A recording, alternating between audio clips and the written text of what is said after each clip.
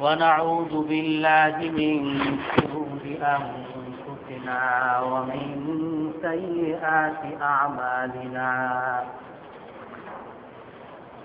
من يهده الله فلا مضل له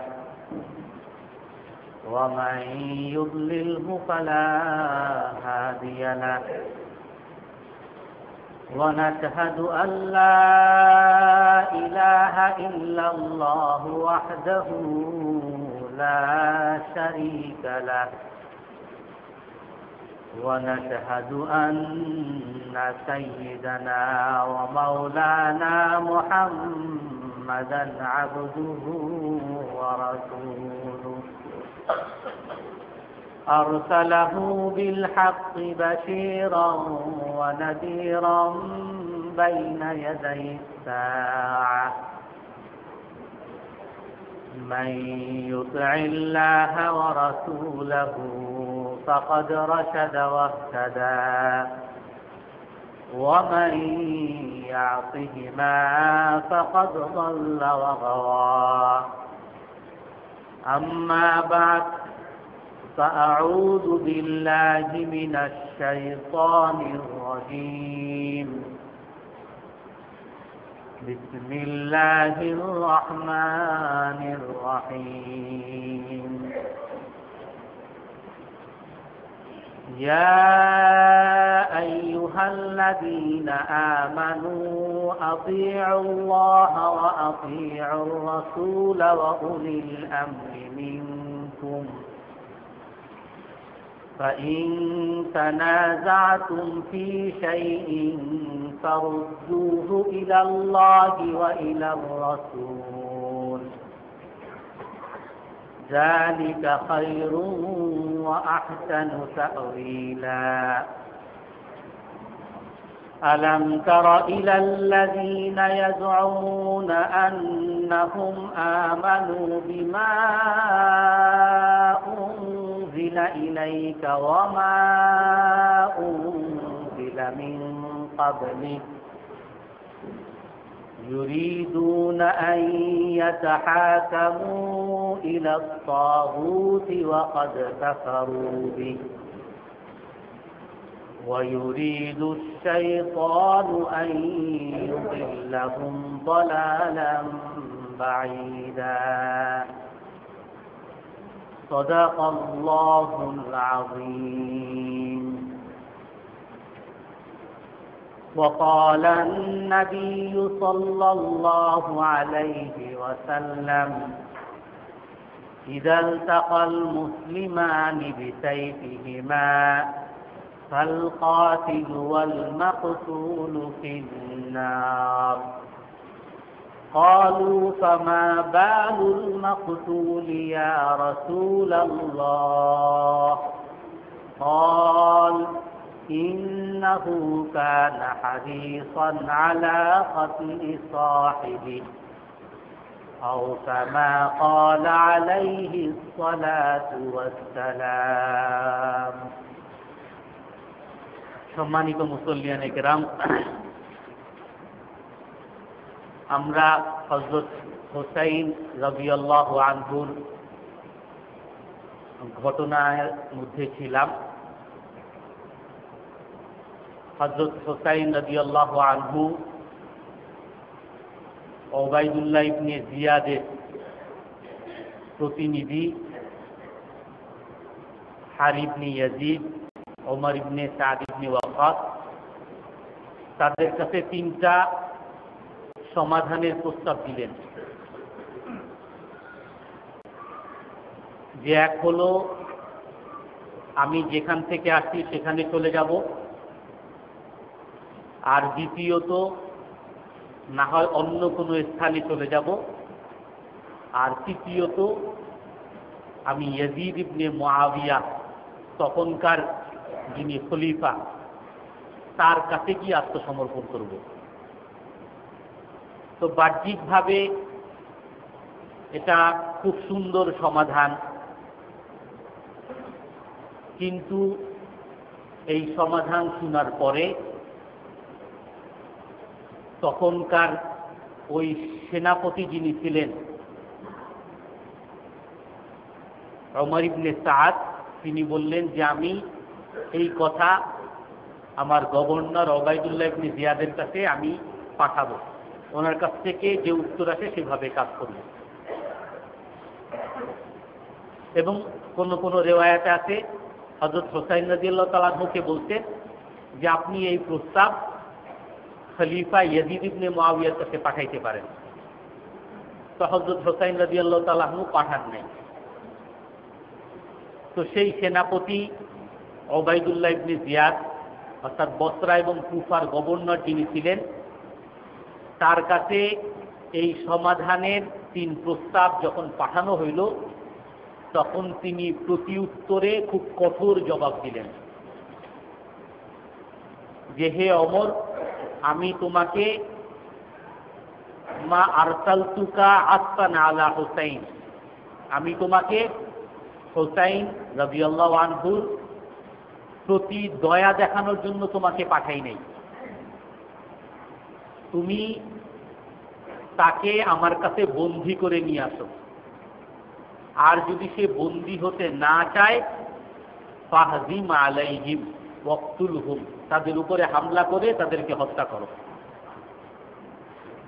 তো এই প্রতি উত্তরে যখন এই সংবাদ আসলো তখন ওই ওবায়দুল্লাহ ইবনে জিয়াদের যে সেনারা ছিল 5000 সেনা, তাদের মধ্যে বিভেদ হয়ে গেল, 2 দল হয়ে গেল। একদল হারিব ইবনে ইয়াজিদ, তার অনুসারী কোন কোন রিওয়ায়াতে আছে 30 জন, কোন কোন রিওয়ায়াতে আর কিছু বেশি। তারা বলল যে না, আমরা তাদের সাথে যুদ্ধ করব না, তিনি যেই প্রস্তাব দিয়েছেন খুব ভালো প্রস্তাব দিয়েছেন, আমরা তাকে ছেড়ে দেই, সে যেখান থেকে আসে সেখানে চলে যায়। তো অন্যরা রাজি হইল না। তখন প্রসিদ্ধ কথা আছে, হারিব ইবনে ইয়াজিদ উনি তখন একটা খুতবা দিয়েছিলেন, একটা বক্তৃতা দিয়েছিলেন, আদাউতুম হাযাল আবদ সালেহ وقد استنصرتموه حتى إذا جاءكم قد أسلمتموه وعوتم عليه فقتلتموه। যে হে কুফাবাসীরা, তোমরা কি এই নেককার বান্দাকে তোমরা ডাকো নাই? এই হুসাইন রাদিয়াল্লাহু তাআলা আনহুকে তো তোমরাই ডাকছো, সে তো নিজে আসে নাই। তোমরা কি তার কাছে সাহায্য চাও নাই? হাত্তা ইযা জাআকুম আসলামতুমুহু, এখন যখন তোমাদের কাছে আসে এখন তোমরা তাকে শত্রুদের হাতে মৃত্যুর মুখে তোমরা ছেড়ে দিচ্ছ। শুধু যে শত্রুদের হাতে ছেড়ে দিচ্ছ, মৃত্যুর হাতে ছেড়ে দিচ্ছ তাই না, বরং তোমরা ফাআদাউতুম আলাইহি ফাকাতালতুমুহু, বরং তোমরা তার উপরে এখন হামলা করতে যাচ্ছ তাকে হত্যা করার জন্য। এটা কেমন বিশ্বাসঘাতকতা! তো হারিব ইবনে ইয়াজিদ এই বক্তৃতা দিয়ে উনি আলাদা হয়ে গেলেন। উনি হযরত হুসাইন রাদিয়াল্লাহু তাআলা আনহুর সৈন্য দলের মধ্যে চলে আসলেন আর বললেন যে আমি তাদের সাথে নাই, আমি আপনাদের সাথে আছি। তখন হুসাইন রাদিয়াল্লাহু তাআলা আনহু যখন এই পরিস্থিতি দেখলেন যে তারা হুসাইন রাদিয়াল্লাহু তাআলা আনহুকে ছাড়বে না, তাকে বন্দী করবে এবং বন্দী করার পরে হয়তোবা নির্যাতনও করতে পারে, এবং হযরত হুসাইন রাদিয়াল্লাহু তাআলা আনহুর সাথে তার ছেলে মেয়েরা স্ত্রীরাও ছিল। আর স্ত্রীদের সামনে, বাচ্চাদের সামনে বাবার নির্যাতন, এটা কখনোই বাচ্চারা স্ত্রীরা সহ্য করতে পারবে না। হযরত হুসাইন রাদিয়াল্লাহু তাআলা আনহু জনসম্মুখে এসে বক্তৃতা দিলেন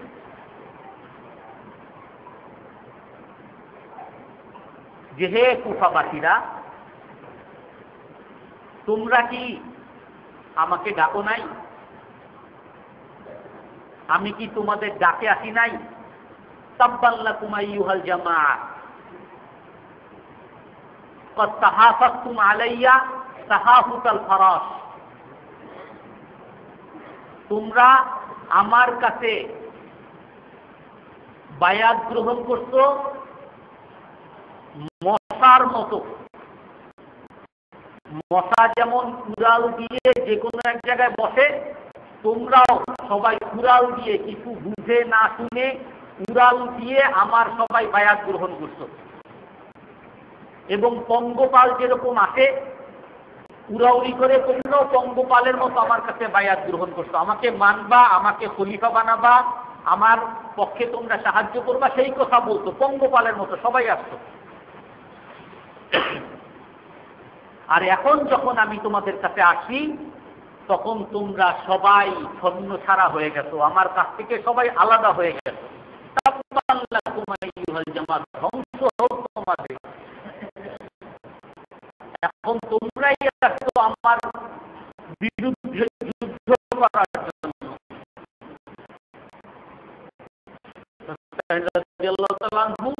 খুব কঠোর বক্তৃতা দিলেন এবং বললেন যে আমি কখনো আত্মসমর্পণ করব না। আমার শরীরে যতক্ষণ পর্যন্ত একটু জানও থাকবে আমি আত্মসমর্পণ করব না, অপদস্থ হব না। এই ঘোষণা দেওয়ার পরে হযরত হোসাইন রাদিয়াল্লাহু তাআলা আনহুর সাথে যারা ছিলেন তাদেরকে বললেন যে দেখো, এই যে কুফাবাসী তারা যে আসছে, তারা সবাই আমাকেই চাচ্ছে, আমাকেই হত্যা করতে চাচ্ছে। তোমরা শুধু শুধু আমার কারণে কেন নিহত হবা? ইদা জান্নাকুমুল লাইলু ফাতাফাররাকু, যখন রাত আসে রাতের আধারে তোমরা চলে যাও, তোমরা কোথাও পালিয়ে যাও। তারা শুধু আমাকেই চায়, তারা শুধু আমাকেই হত্যা করতে চায়। তোমাদেরকে তাদের ক্ষতি করা, তোমাদেরকে হত্যা করা তাদের উদ্দেশ্য না। তোমরা চলে যাও, তারা যদি আমাকে পায়, আমার মাথা যদি পায়, তাহলে তোমাদের থেকে ছেড়ে দিবে, তোমরা চলে যাও। তখন তারা বললেন, তারা সবাই হযরত হোসেন রাদিয়াল্লাহু তাআলা আনহুর ছেলে ছিল বা চাচাতো ভাই ছিলেন অথবা ভাতিজারা ছিলেন, সবাই হযরত হোসেন রাদিয়াল্লাহু তাআলা আনহুর আত্মীয় স্বজন। তখন তারা বললেন যে নাহনু নামুতু বিমাউতিকা ওয়া নাহইয়া বিহায়াতিকা, আপনি যদি জীবিত থাকেন আমরাও জীবিত থাকবো, আপনি যদি মারা যান আমরাও মারা যাব, আমরা আপনার কাছ থেকে আলাদা হব না। তো তখন হযরত হোসেন রাদিয়াল্লাহু তাআলা আনহু পরের দিন সকালে হোসেন রাদিয়াল্লাহু তাআলা আনহুর উপর যখন আক্রমণ করতে, প্রথমে হারি ইবনে ইয়াজিদ, যারা নাকি আলাদা হয়ে আসছিল, ওবাইদুল্লাহ ইবনে জিয়াদের দল থেকে আলাদা হয়ে হযরত হোসেন রাদিয়াল্লাহু তাআলা আনহুর পক্ষে যারা আসছিলেন, তারা যুদ্ধ করতেন। ওই 30 জন যুদ্ধ করে অনেক মানুষ, অনেক শত্রুকে তারা পরাস্ত করেছেন। তারপরে হযরত হোসেন রাদিয়াল্লাহু তাআলা আনহুকে ঘিরে তার সাথে 82 জন বা কোনো কোনো রিওয়ায়েতে আছে 73 জন, তারা হোসেন রাদিয়াল্লাহু তাআলা আনহুকে রক্ষা করার অনেক চেষ্টা করেছেন। তারাও যুদ্ধ করতেন, যুদ্ধ করতে করতে তারাও নিহত হয়েছেন। সর্বশেষে হযরত হোসেন রাদিয়াল্লাহু তাআলা আনহু উনিও যুদ্ধ করতেন। কিন্তু ওই যদিও নাকি হোসেন রাদিয়াল্লাহু তাআলা আনহুকে মারতে তারা আসছে, কিন্তু কারো বুকে এতটুকু সাহস হয় নাই যে রাসূল সাল্লাল্লাহু আলাইহি সাল্লামের নাতির উপরে কেউ তলোয়ার উঠাবে। কেউ সাহস করতে পারে নাই। সবাই কাঁদছিল। যদিও আসতে এই দলে ওবাইদুল্লাহ ইবনে জিয়াদের আদেশ পালন করতে হবে, আসতে এই দলে, কিন্তু সবাই চাচ্ছিল যে অন্য কেউ এই কাজ করুক, আমি না করি। ঘুরতেছিল, হোসেন রাদিয়াল্লাহু তাআলা আনহুর আশেপাশে ঘুরতেছিল, কিন্তু হোসেন রাদিয়াল্লাহু তাআলা আনহুর উপরে কেউ আক্রমণ করার সাহস পায় নাই। রিওয়ায়াতে আছে শিমার ইবনে দিল জাওসান, একজন দুর্ভাগা, একজন পাপী অপরাধী এক ব্যক্তি, সে সর্বপ্রথম হোসেন রাদিয়াল্লাহু তাআলা আনহুকে তীর মারে। তীর মারার পরে হোসেন রাদিয়াল্লাহু তাআলা আনহু যখন পড়ে যায় ঘোড়া থেকে, তখন সবাইকে উৎসাহ দেয়, উত্তেজিত করে যে কি ব্যাপার, তোমরা সবাই সেনাপতির কথা তোমরা কেন মানতেছ না? তারপরে গিয়ে সবাই একসাথে আক্রমণ করে। তারপরে হোসাইন রাদিয়াল্লাহু তাআলা আনহুর শাহাদতের পরে তার মাথাকে আলাদা করে ফেলে।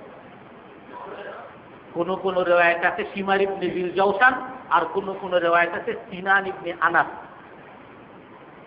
হোসাইন রাদিয়াল্লাহু তাআলা আনহুর মাথা নিয়ে তারপরে কুফায় চলে যায় ওবাইদুল্লাহ ইবনে জিয়াদ, যাকে ইয়াজিদ ইবনে মুআবিয়া গভর্নর বানিয়েছিলেন, তার কাছে। তো ওবাইদুল্লাহ ইবনে জিয়াদের সামনে যখন একটা প্লেটে হোসাইন রাদিয়াল্লাহু তাআলা আনহুর মাথা রাখা হয়েছিল, তখন তার হাতে একটা লাঠি ছিল। ওবাইদুল্লাহ ইবনে জিয়াদ সেই লাঠি দ্বারা তার মাথার মধ্যে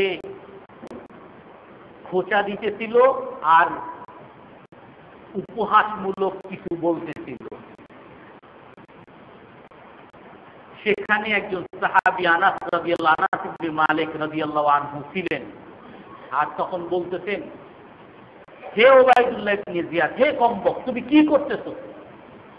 তুমি যেইখানে তোমার লাঠি দিয়ে খোঁচাখুচি করতেছো, আমি দেখেছি এই জায়গায় ইয়ালহাসিমু রাসূলুল্লাহ সাল্লাল্লাহু আলাইহি ওয়াসাল্লাম, এই গালের মধ্যে আল্লাহর রাসূল অনেক চুমো খেয়েছে। তুমি যেই গালের মধ্যে, যেই মাথার মধ্যে লাঠি দিয়ে খোঁচাখুচি করতেছো, এই গালের মধ্যে, এই মাথার মধ্যে আল্লাহর রাসূল সাল্লাল্লাহু আলাইহি ওয়াসাল্লাম অনেক চুমু খেয়েছে। এই কথা শোনার পরে ফানকাবাস, ভয় পেয়ে গেল, লাঠি সরিয়ে ফেলছে। তারপরে সে খুশি হয়ে ওবাইদুল্লাহ ইবনে জিয়াদকে ইয়াজিদ ইবনে মুআবিয়া এক বিরাট মিশন দিয়ে পাঠাইছেন। সেই মিশনে সে সাকসেসফুল হয়েছে, খুব সফলতা পেয়ে সে এই কোন কোন রিওয়ায়াত আছে মাথা নিয়ে গেছেন, আর অধিকাংশ রিওয়ায়াত আছে যে মাথা নেন নেই, এমনি গেছেন। গিয়ে ইয়াজিদ ইবনে মুআবিয়ার কাছে গিয়ে তার হত্যার খবর বিবরণ দিচ্ছেন। সহিহ রিওয়ায়াত হলো, বিভিন্ন মিথ্যা রিওয়ায়াত আছে, অনেক প্রচলিত হয়। সহিহ রিওয়ায়াত হলো ইয়াজিদ ইবনে মুআবিয়া উনি এই কথা শুনে বললেন, মা আমারতুকুম বিকাতলি হাযার রাজুলিস সালেহ, আমি তো তোমাদেরকে এই নেককার বান্দাকে মারতে বলি নাই, আমি তো শুধু তাকে প্রতিরোধ করতে বলেছিলাম, তাকে তো হত্যা করতে বলি নাই। আর এই হত্যার খবর শুনে ইয়াজিদ ইবনে মুআবিয়া কান্না শুরু করছেন, এবং তার ঘরের মধ্যে রাতের মধ্যে কান্নার আওয়াজ পুরো শহরবাসী শুনতে পাইতেন। এবং হোসাইন রাদিয়াল্লাহু তাআলা আনহুর সাথে যে পরিবার ছিলেন তাদেরকে ইয়াজিদ ইবনে মুআবিয়া খুব সম্মান করেছেন, সম্মানের সাথে খুব আপ্যায়ন করেছেন। এবং তাদেরকে তারা যখন চেয়েছেন মদিনায় ফেরত গেছে, ইয়াজিদ ইবনে মুআবিয়া পাহারা দিয়ে মদিনায় তাদেরকে পাঠিয়ে দেন। এই হোসাইন রাদিয়াল্লাহু তাআলা আনহুর কিতাবের মধ্যে আছে, হোসাইন রাদিয়াল্লাহু তাআলা আনহুর হত্যার মধ্যে যারাই অংশগ্রহণ করেছিল, আল্লাহ তাআলা তাদের সকলকে দুনিয়াতে লাঞ্ছিত, বঞ্চিত, নির্যাতিত করে আল্লাহ তাআলা দুনিয়া থেকে নিতেন। এই ওবাইদুল্লাহ ইবনে জিয়াদ, যে নাকি হযরত হোসাইন রাদিয়াল্লাহু তাআলা আনহুর মাথা নিয়ে উপহাস করেছিল, তার ব্যাপারে আছে আশতার ইবনে নাফি। পরবর্তীতে অনেক ঘটনা, এগুলো হয়তো আপনারা অনেকে জানেন। হোসাইন রাদিয়াল্লাহু তাআলা আনহুর এই মৃত্যুর খবর যখন শুনছে, সমস্ত মুসলমানদের মধ্যে একটা উত্তেজনা কাজ করছে। তখন কুফার উপরে আক্রমণ হয়েছে।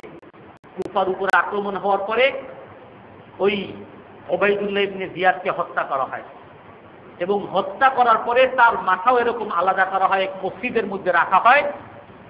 এক যে ব্যক্তি নাকি হোসাইন রাদিয়াল্লাহু তাআলা আনহুর ওই অভিযানে ছিল, সে বলতেছে, কিতাবের মধ্যে আছে যে আমি দেখেছি ওবাইদুল্লাহ ইবনে জিয়াদ যেরকম হোসাইন রাদিয়াল্লাহু তাআলা আনহুর মাথা নিয়ে উপহাস করেছিল, তার মাথাও মসজিদের মধ্যে রাখা ছিল। আর আমি দেখেছি তার মাথার মধ্যে একটা সাপ নাক দিয়ে ঢুকতেছে, আবার নাক দিয়ে বের হচ্ছে, আমি নিজ চোখে দেখেছি। সেই রিওয়ায়াত উনি বলেন। এমনি ভাবে যারাই হোসেন রাদিয়াল্লাহু তাআলা আনহুর হত্যার মধ্যে যারাই অংশগ্রহণ করেছিল আল্লাহ তাআলা তাদেরকে অপমানিত করে, লাঞ্ছিত করে দুনিয়া থেকে তাদেরকে হত্যা করেছেন।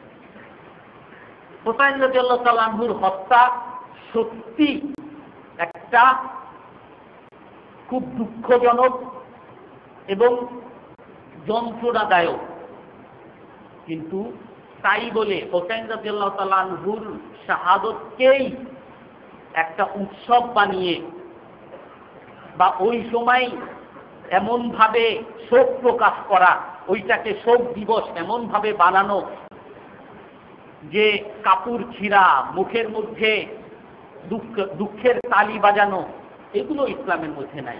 লাইসা মিন্না মান লাতামাল খুদুদা ওয়া সাক্কাল জিউবা, আমার উম্মতের মধ্যে সে না যে শোক প্রকাশ করতে গিয়ে কাপড় ছিঁড়ে আর গালের মধ্যে, শরীরের মধ্যে যারা দুঃখের থাপ্পড় মারতে থাকে, তারা আমার উম্মতের মধ্যে না।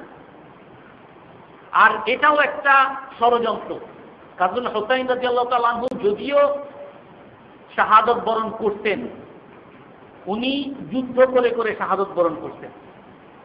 এর চেয়ে আরো নির্মম ভাবে শাহাদত বরণ করতেন তার পিতা হযরত আলী রাদিয়াল্লাহু তাআলা আনহু। হঠাৎ আত্মঘাতী হামলা তার উপরে হয়েছে। এর চেয়ে আরো নির্মম ভাবে শাহাদত বরণ করেছেন হযরত ওসমান রাদিয়াল্লাহু আনহু। তার বাড়ির মধ্যে ঢুকে তাকে হত্যা করে তার শরীরের প্রতিটা অঙ্গ প্রত্যঙ্গ আলাদা করে ফেলা হয়েছিল। এর চেয়ে আরো নির্মম ভাবে হত্যা করা হয়েছে হযরত হামজা রাদিয়াল্লাহু তাআলা আনহু, যাকে হত্যা করে তার কলিজা চিবিয়ে খাওয়া হয়েছে। কিন্তু তাদের মৃত্যু দিবসকে শোক দিবস পালন না করে শুধুমাত্র যাদেরকে সবাই একমত হযরত হুসাইন রাদিয়াল্লাহু তাআলা আনহুর চেয়ে অনেক উত্তম তার পিতা, ওসমান রাদিয়াল্লাহু তাআলা আনহু তার চেয়ে উত্তম, হযরত হামজা রাদিয়াল্লাহু তাআলা আনহু তার চেয়ে উত্তম, হযরত ওমর রাদিয়াল্লাহু তাআলা আনহু তার চেয়ে উত্তম, কিন্তু তাদের মৃত্যু দিবসকে, হত্যা দিবসকে শোক দিবস পালন না করে শুধুমাত্র হযরত হুসাইন রাদিয়াল্লাহু তাআলা আনহুর মৃত্যু দিবসকে শোক দিবস পালন করা এবং এটা নিয়ে অনেক উত্তেজনা ছড়ানো, এটা একটা ষড়যন্ত্রের অংশ। আর এই ষড়যন্ত্রে পরেই পরবর্তীতে মুসলমানদের মধ্যে অনেক হানাহানি হয়েছিল। এখন পর্যন্ত অনেকে মনে করে যে মুসলমানদেরকে মারতে পারা মানেই হলো হযরত হুসাইন রাদিয়াল্লাহু তাআলা আনহুর হত্যার প্রতিশোধ নেওয়া। কুফার কাউরে মারতে পারা, ইরাকের কাউরে মারতে পারা মানে হযরত হুসাইন রাদিয়াল্লাহু তাআলা আনহুর হত্যার প্রতিশোধ নেওয়া। পরবর্তীতে অনেক বাতাতিরি একজন পরবর্তী শাসক আসছিল, সে এসে হযরত হুসাইন রাদিয়াল্লাহু তাআলা আনহুর হত্যার প্রতিশোধ বলে ইরাকের সবাইকে হত্যা করেছে, ছোট ছোট শিশুকে হত্যা করেছে, মহিলাদেরকে হত্যা করেছে।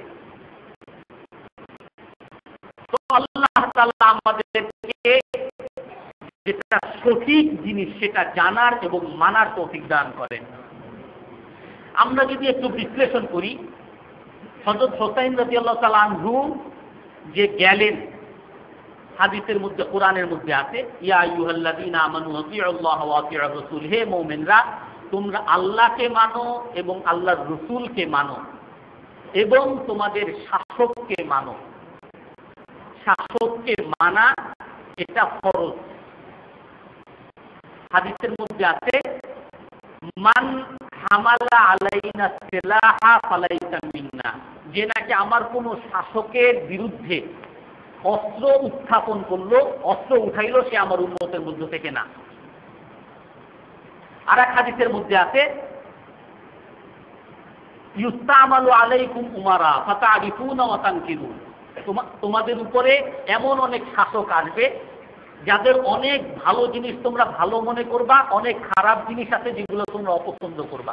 অনেক খারাপ তারা করবে, অপরাধ করবে। ফামান কারিহা মিনকুম ফাকাদ বারিয়া, যে ওই শাসকদের খারাপ জিনিসগুলোকে অপছন্দ করবে, ঘৃণা করবে, সে দায় মুক্ত হবে। ওয়ামান আনকারা ফাকাদ সালিমা, আর যে এই খারাপ কাজগুলোর সমালোচনা করবে সে মুক্তি পাবে। ওয়ালাকিন মান রাদিয়া ওয়া তাবা, তবে যে নাকি এই শাসকদের খারাপ অপরাধমূলক কাজগুলোর প্রতি সন্তুষ্ট থাকবে এবং তাদের তোষামোদি করবে, তারাই একমাত্র অপরাধী হবে। সাহাবায়ে কেরাম জিজ্ঞেস করলেন, আফালা নুকাতিলুহুম, এই সমস্ত অপরাধী শাসকদের সাথে আমরা যুদ্ধ করব না? আল্লাহ রাসূল বললেন, লা মা আকামু ফীকুমুস সালাহ, যতক্ষণ পর্যন্ত তারা নামাজ পড়ে, নামাজ কায়েম করে, ততক্ষণ পর্যন্ত তাদের বিরুদ্ধে যুদ্ধ করা যাবে না। আর এক হাদিসের মধ্যে আছে, বায়ানা আলা সামঈ ওয়াত তাআহ ফিল উসরি ওয়াল ইউসর, আমরা রাসূলের কাছে বায়াত গ্রহণ করেছি, রাসূলের পরবর্তী যারাই শাসক হিসাবে আছেন তাদের কাছে বায়াত গ্রহণ করেছি। কিসের? ফিল উসরি, তাদেরকে মানার এবং তাদের কথা শোনার, চাই আমি ভালো অবস্থায় থাকি বা খারাপ অবস্থায় থাকি। ফিল মানশাতি ওয়াল মাকরাহ, আমার উপরে জুলুম করা হোক বা আমার উপরে ন্যায় বিচার করা হোক, সর্ব অবস্থায় আমি তাকে মানব।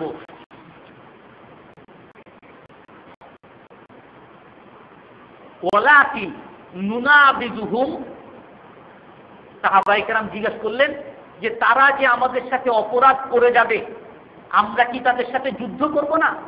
হুজুর সাল্লাল্লাহু আলাইহি ওয়াসাল্লাম বললেন, না, ওয়ালাকিন আন তারাউ কুফরান বাওয়াহান ইনদাল্লাহি ফীহি দালিলুন, হ্যাঁ, যদি সেই শাসকদের মধ্যে কোনো কুফরি, স্পষ্ট কুফরি তোমরা দেখো, অন্যায়টা যদি কুফরি পর্যায়ে চলে যায়, তো সেই ক্ষেত্রে তাদের বিরুদ্ধে অস্ত্র ধারণ করতে পারবে।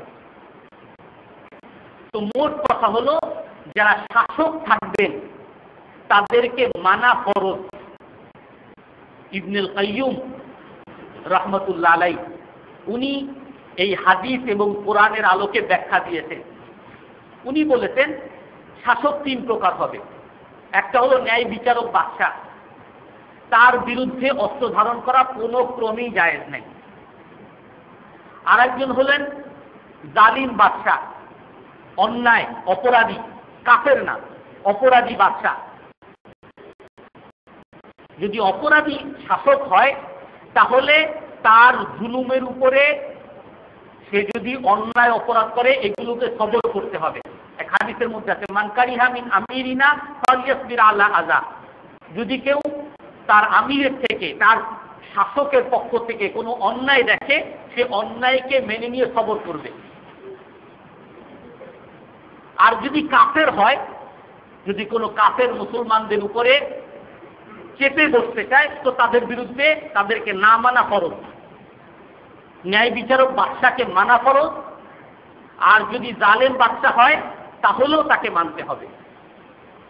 তবে হ্যাঁ, এখানে একটা কথা উনি বলছেন, হাদিসের মধ্যে আছে, মান রাআ মিনকুম মুনকারান ফালইউগাইয়িরহু বিয়াদিহি ফাইন লাম ইস্তাতি' ফাবিলিসানিহি ফাইন লাম ইস্তাতি' ফাবিকলবিহি ওয়া যালিকা যাফুল ঈমান।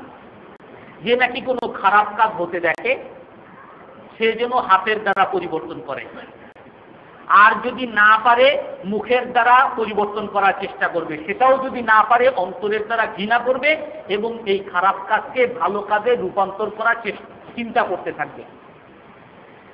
ইবনুল কাইয়্যুম বলেন যে এই খারাপ কাজ প্রতিরোধ করতে গিয়ে চার ধরনের অবস্থা হবে।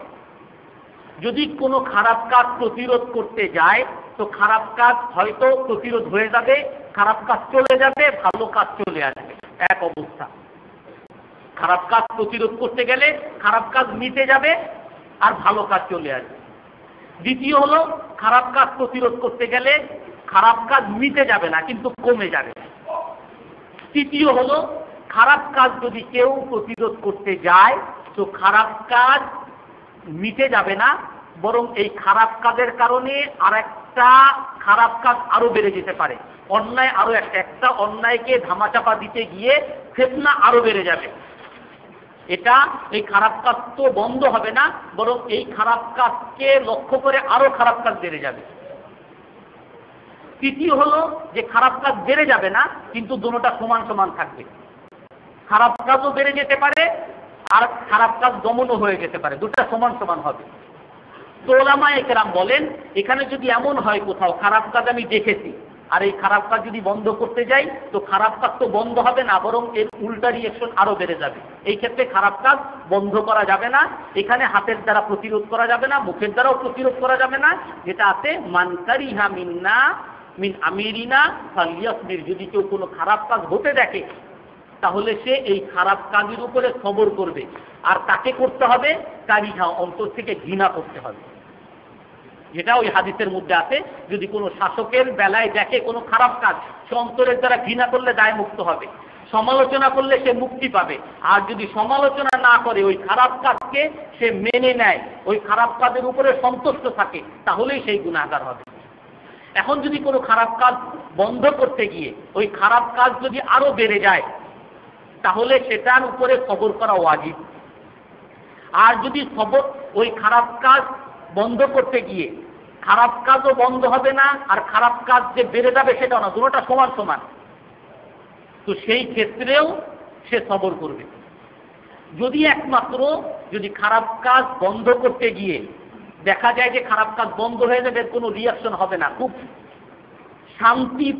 শান্তিপূর্ণভাবে খারাপ কাজটা বন্ধ হবে, সেই অবস্থায় খারাপ কাজকে বন্ধ করতে হবে।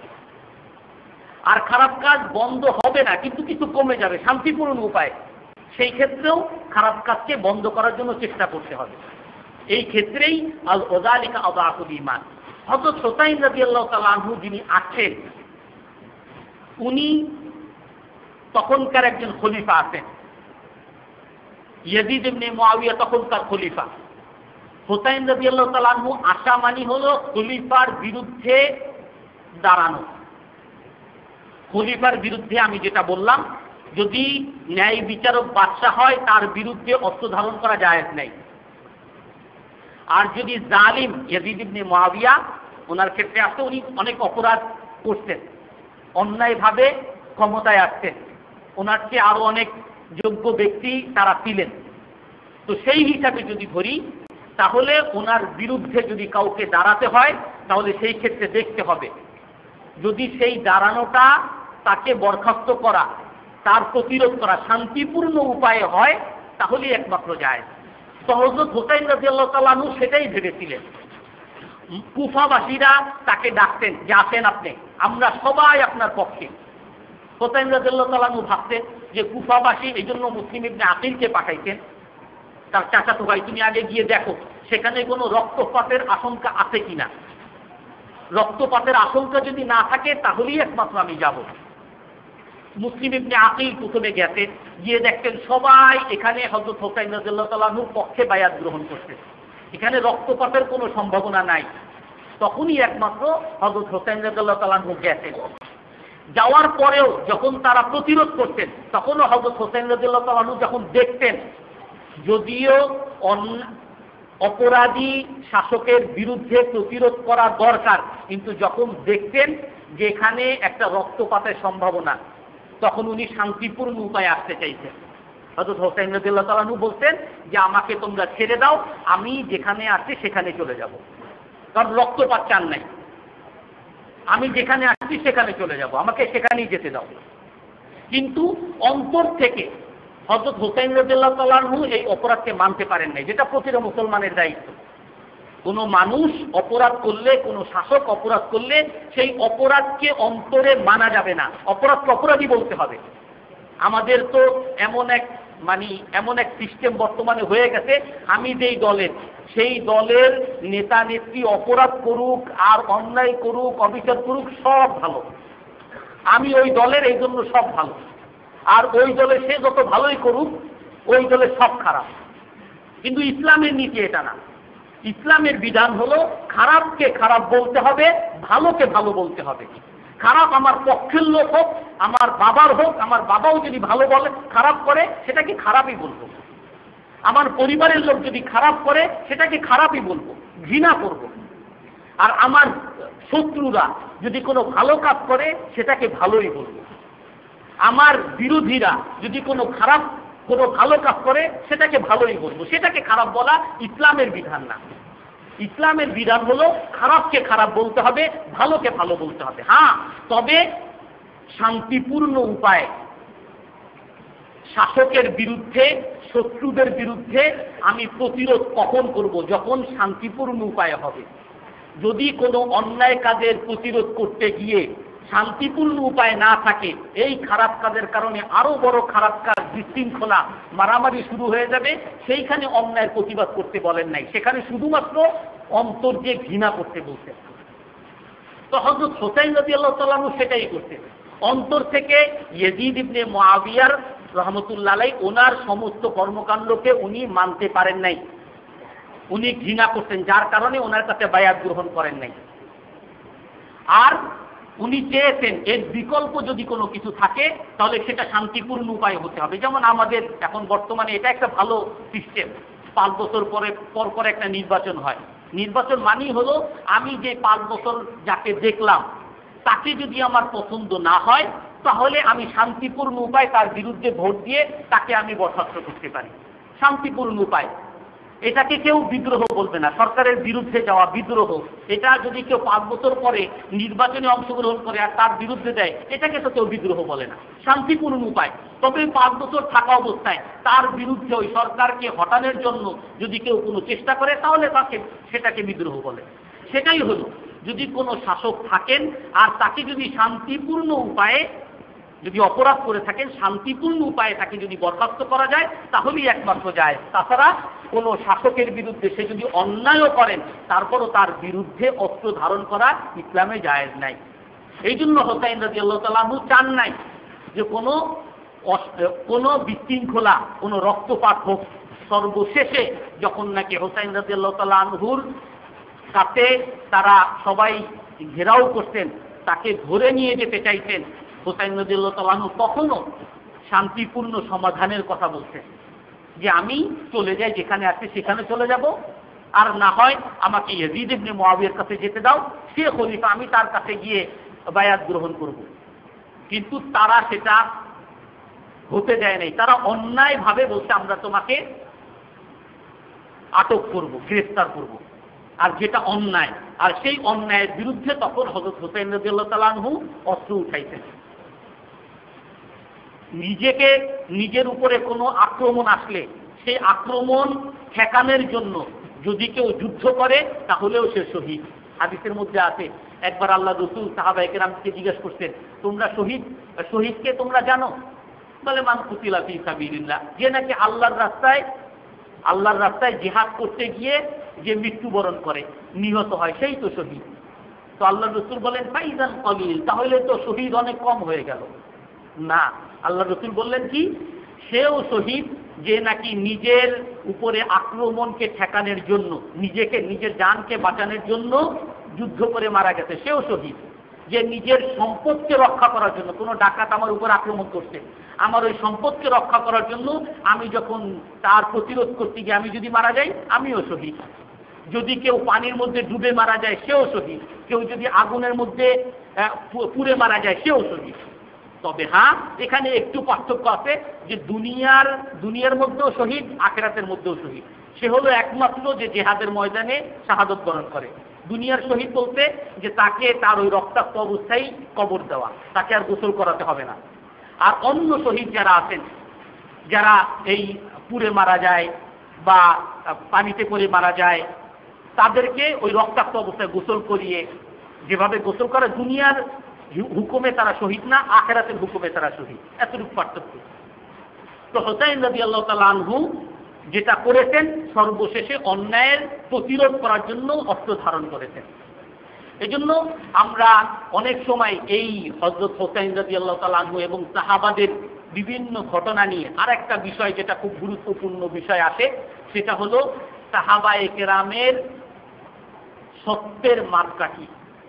একটা আহলে সুন্নাত ওয়াল জামাত অর্থাৎ মুসলমানদের একটা বিশ্বাস হলো যে সমস্ত নবীরা মাসুম, নবীরা কোনো গুনাহ করেন না, নবীরা কোনো গুনাহ করেন না। আল্লাহ তাআলা নবীদেরকে গুনাহ থেকে হেফাজত রাখছেন, তাদের গুনাহই হয় না।